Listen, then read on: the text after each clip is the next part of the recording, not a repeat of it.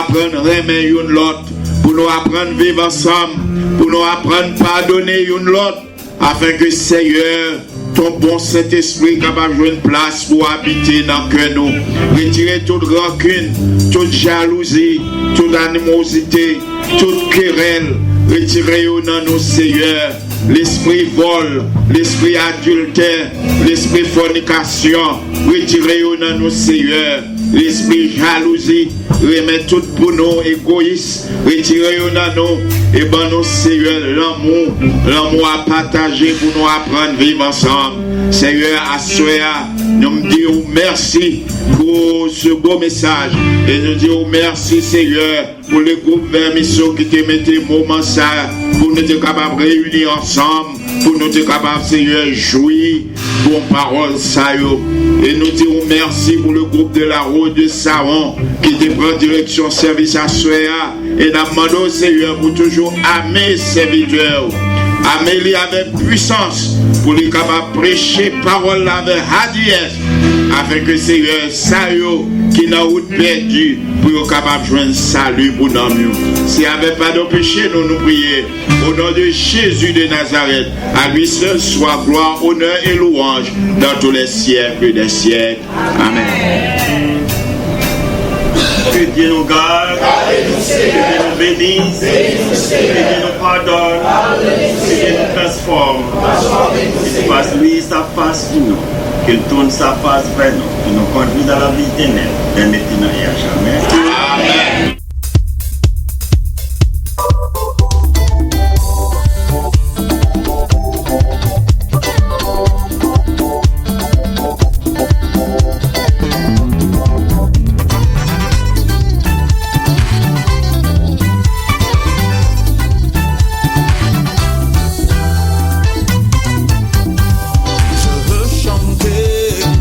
Recevoir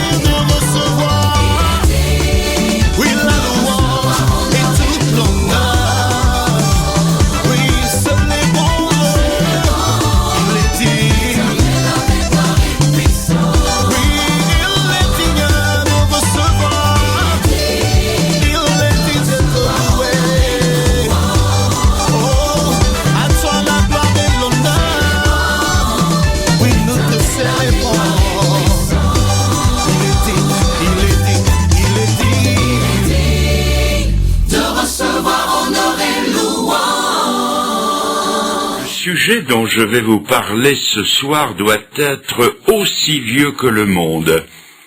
Et pourtant, il n'a rien perdu de son actualité, au contraire. Il est appelé à faire parler de lui de plus en plus. Ce que vous allez entendre ce soir, vous ne l'oublierez jamais, même si vous vous efforciez de ne plus y penser. Ne croyez pas à une sorte de pédanterie de ma part, parce que j'aurais parlé d'une façon telle que vous ne pourriez jamais l'oublier dû à mon éloquence. Non, non, pas du tout. Ce que vous allez entendre sera inoubliable dans le sens que vos voisins, la radio, la télévision, les journaux vous en reparleraient. Je vais vous parler des tremblements de terre. Nous savons tous ce qu'est un tremblement de terre pour en avoir entendu parler ou pour l'avoir ressenti à faible intensité. Pour employer une expression triviale, pourtant due à la plume d'un savant, un tremblement de terre, c'est la croûte terrestre qui se met à vibrer un peu à la façon de la peau d'une vache quand une mouche vient la taquiner. Mais ce qui nous intéresse, c'est de connaître les causes des secousses telluriques. Et en voici deux. Premièrement, une cause naturelle et physique. Comme la peau d'une vache tremble sous l'effet d'une irritation, de même la croûte terrestre vibre sous l'effet de certaines irritations. Au temps où la science faisait ses premiers pas dans ce domaine, on croyait qu'il se produisait des crevasses dans le fond des océans et que de grandes quantités d'eau entraient en conflit avec les masses incandescentes au centre de la Terre, produisant de gigantesques déflagrations dont nous ressentions les effets en surface.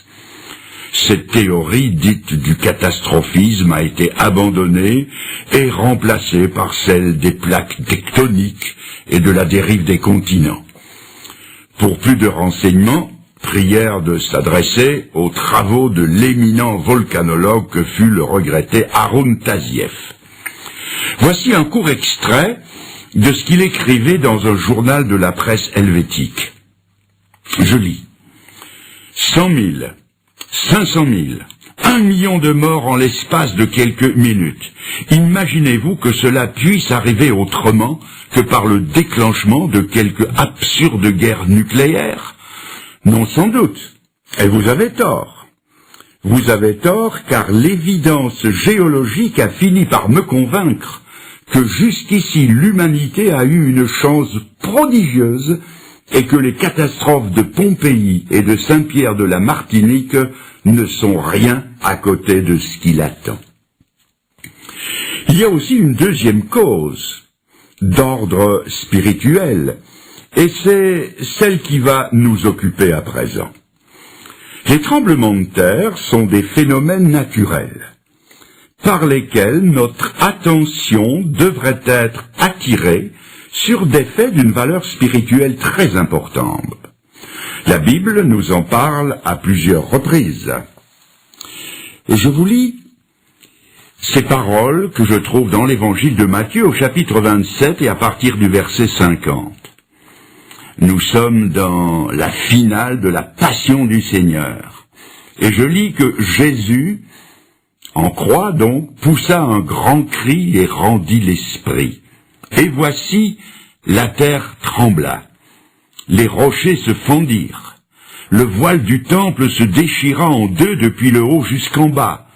Le centenier et ceux qui étaient avec lui pour garder Jésus, ayant vu le tremblement de terre et ceux qui venaient d'arriver, furent saisis d'une grande frayeur et ils dirent « Assurément, cet homme était le Fils de Dieu. » L'événement que je viens de lire est le centre de l'éternité et d'une portée universelle au sens le plus large du terme.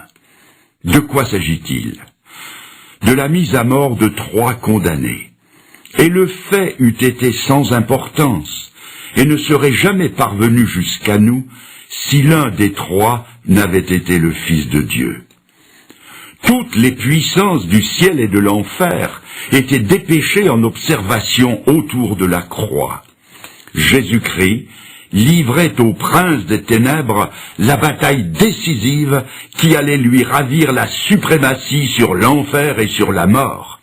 Le salut de centaines de millions d'âmes était en jeu, le salut de mon âme et de la vôtre. D'un côté, il y avait Jésus-Christ, qui venait pour expier les péchés de tous ceux qui croiraient en lui. De l'autre côté, il y avait Satan et ses émissaires qui, sachant que leur défaite s'approchait à mesure que s'approchait la mort du Seigneur, tentaient de le dissuader de poursuivre son œuvre en l'incitant à descendre de la croix par ce défi. Si tu es le Fils de Dieu, descends de la croix. Si par sa mort, Jésus allait, comme il est écrit, goûter la mort pour tous ceux qui désormais mettraient leur confiance en lui allaient échapper à la puissance du prince de la mort et lui glisser entre les doigts. Et comme Satan est le plus implacable ennemi de la race humaine, tous ses efforts se sont concentrés sur le Fils de Dieu pour essayer de le détourner de son but. Au paroxysme de la souffrance, il s'est bien écrié « Mon Dieu, pourquoi m'as-tu abandonné ?» Mais il a tenu jusqu'au bout, jusqu'au moment où le cœur a cédé et où, ayant poussé un grand cri, il rendit l'esprit. Et à ce moment précis, la terre trembla, les rochers se fendirent, le temple de Jérusalem vacilla sur ses bases, et le voile qui séparait le lieu saint du lieu très saint, et dont les historiens disent qu'il avait 30 centimètres d'épaisseur, ce voile se déchira en deux du haut en bas, comme une vieille toile de coton. Croyez-vous que ce soit par hasard que la terre ait tremblé à ce moment précis? Permettez-moi de vous poser une question.